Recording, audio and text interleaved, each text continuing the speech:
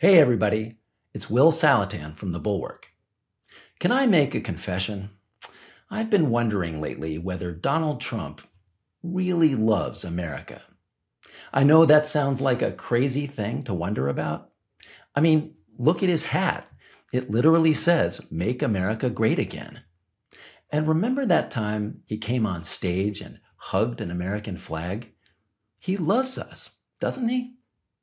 But here's the thing.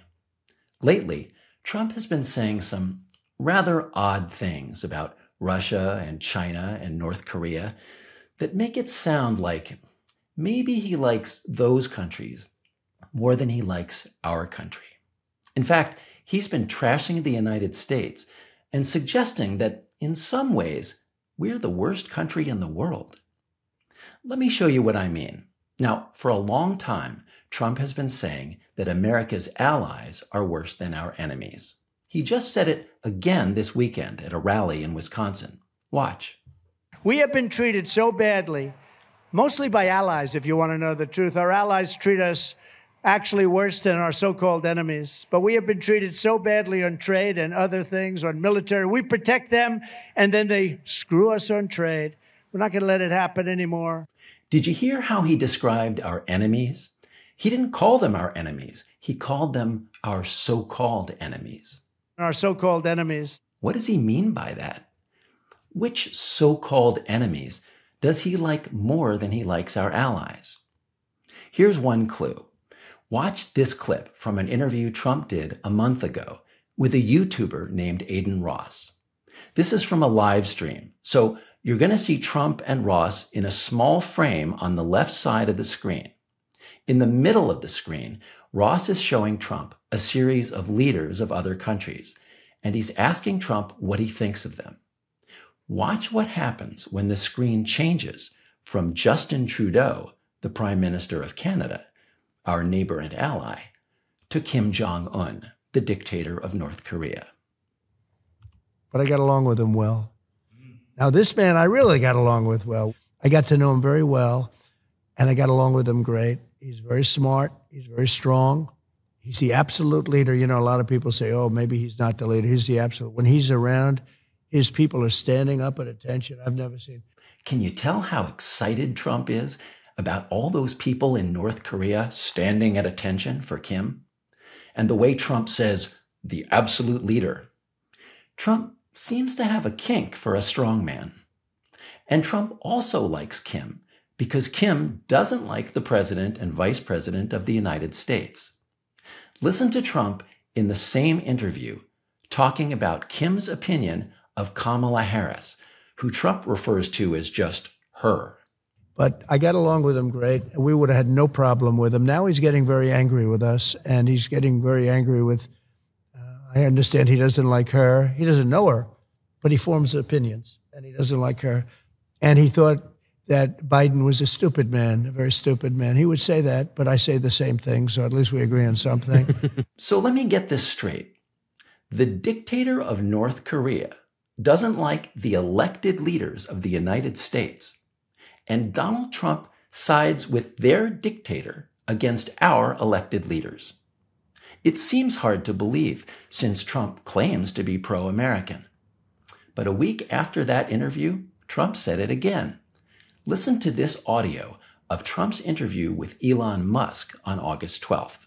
And I got along with all these. You know, I got along with Kim Jongun. We had dinner. We had everything. And he really liked me, and I got along with him really well. By the way, he's the absolute boss over there. You know, a lot of people said, oh, do you think he really? That's for sure. Let me tell you, I saw things that you don't want to know about. He is the boss. But you know, we had a good relationship. And he doesn't like Biden. He considers him a stupid man, he said. He's a stupid man. Well, at least he speaks his mind. But, you know, in this country, you're not sort of allowed to say it, but I guess you are. You should be allowed to say it if it's true. Yeah, you heard that right. Donald Trump says he likes Kim because Kim is the absolute boss over there and because Kim doesn't like Biden. And Trump says that in this country, you're not allowed to speak your mind the way Kim does in North Korea. And Trump doesn't just have a fetish for Kim. He also seems to have the hots for Xi Jinping, the dictator of China. Watch this clip from a speech Trump gave last week to business leaders in New York. So I had a great relationship with President Xi of China, really very close relationship. Now, look, he likes China. I like us, but I don't want to sound foolish. He was my dear, dear friend. He's a tough guy. He's a fierce person. I say very smart. You know, when you say he's smart, the fake news goes crazy. He said President Xi is smart. And I say, yeah, well, he controls 1.4 billion people with an iron fist. He's smart. Trump really seems to be into this iron fist thing. Trump wants to rule with an iron fist too, just like Xi and Kim. Listen to this from a rally Trump did a week and a half ago in Pennsylvania. The only thing they understand, I went to China, I saw President Xi, had a good relationship until COVID came in, then I broke it off. That was too much. But I said to him, and I had a great relationship with him, and I will again probably. But I said, do you have a drug problem? 1.4 billion people. No, we have no drug problem. Why don't you have a drug problem? Because we have the death penalty, he said, for drug dealers. If they sell drugs, they die, he said. And then Trump told the crowd that the United States should do the same thing. And if you did that meaningfully, you will in 1 week stop the drug problem. Nobody's going to be selling drugs. Nobody. I don't know if the country's ready for it, but they should. But Trump doesn't just want to emulate these dictators. He also blames the United States for antagonizing them. He often blames Biden and Barack Obama for antagonizing Kim. And listen to what Trump said in that interview with Elon Musk about his favorite strongman, Vladimir Putin.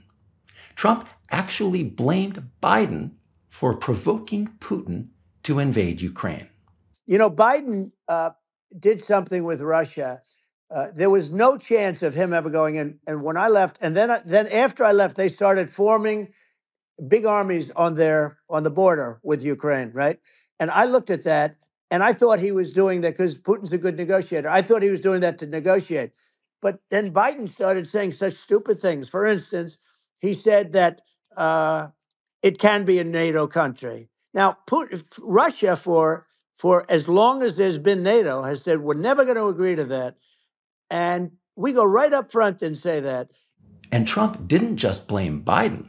He also blamed the previous Republican president, George W. Bush, for provoking both Russia and China. I mean, we forced Obama, if you think about it, Obama and Biden, and Bush to a certain extent, in all fairness, forced Russia and China together. So let's see. Putin, Xi, Kim.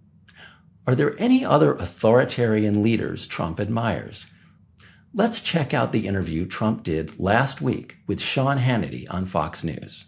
That was the question they asked Viktor Orban, who's really considered a very strong. They said he's a strong man. Sometimes you need a strong man. He's a strong man. He's the prime minister of Hungary.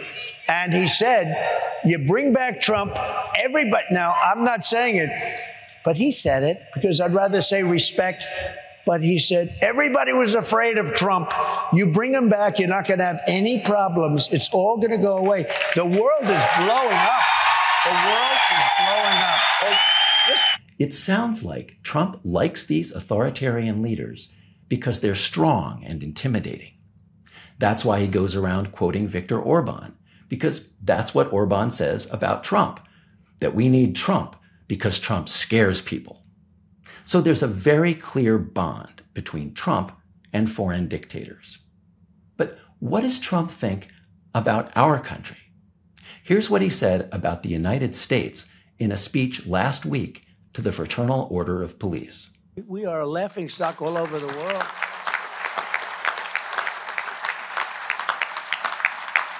You know, everyone's always talking about these terrible countries to live in, that regime and this or that.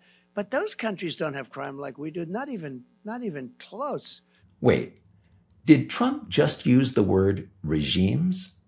Does he think it's more dangerous to live in America than it is to live in these authoritarian countries? And which countries is he talking about? Let's see what Trump said at his rally in Wisconsin on Saturday. In fact, if they win, we're never going to lose touch with each other if they win. But we won't come here. It'll be too dangerous. We will have a meeting.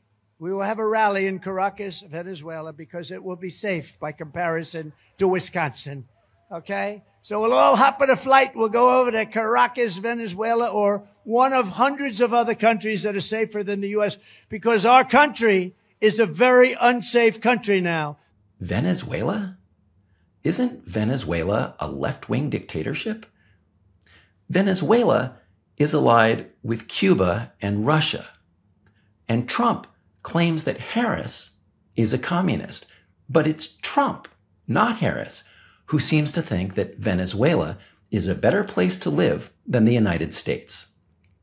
And it's not just about crime. Trump also claims that the American legal system is more corrupt than the legal system in Venezuela and in other South American countries. Listen to what Trump said at a rally in Pennsylvania 3 weeks ago about the court cases in which he has been found guilty or liable for breaking the law. We're going into communism. When they weaponize our government like this, that's what they do in third world countries. That's what they do in South American horror shows. That's what they do in banana republics. They've weaponized it, but I believe ours is even more corrupt. The New York court system is totally corrupt. So if Trump thinks that authoritarian countries are safer, less corrupt, and even more tolerant of free speech than America is, in what way is he actually pro-American? He says he wants to protect American workers and keep jobs in this country instead of shipping them overseas. But listen to how he talks about companies that do ship jobs overseas. This is from an interview Trump did 2 weeks ago with Phil McGraw, the famous Dr. Phil. He's talking about corporate taxes. You know, these are great international companies. They don't have to be here. They can be in other countries. And if you're going to have to pay 54% here, you're gone. You're going to move to another country. They have some very nice countries to live in, and they're very loyal to their shareholders. They almost have an obligation to do it. They have an obligation to do it? It sure sounds like Trump is saying that if these companies can get a better deal somewhere else, they should take it. But that can't be what he means, can it? And certainly Trump can't be talking about dictatorships like Russia or China or North Korea. Surely he recognizes that those countries are enemies of the United States and that we as Americans have to stand together for our country against those tyrants.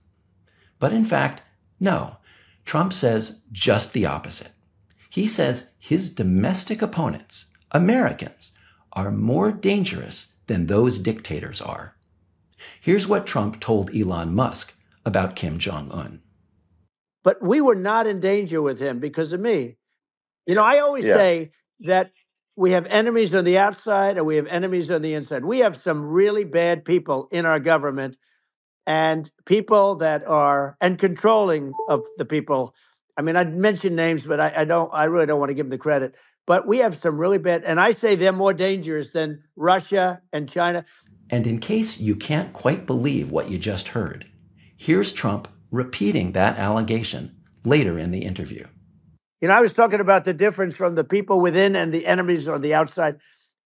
In many cases, the people from within are more dangerous for our country than the Russias and the Chinas. What all these clips show, unmistakably, is that Donald Trump doesn't love America. The people he loves are dictators. He admires them, he wants to emulate them, and when they invade other countries or get into quarrels with the United States, Trump takes their side, not ours. Trump looks at America the way an abusive husband or boyfriend looks at a woman.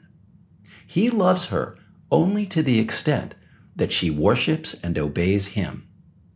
He believes that without him, she's nothing. He'll insult her, he'll blame her, he'll threaten her, and he'll tell her that other women are better than she is. That is not love.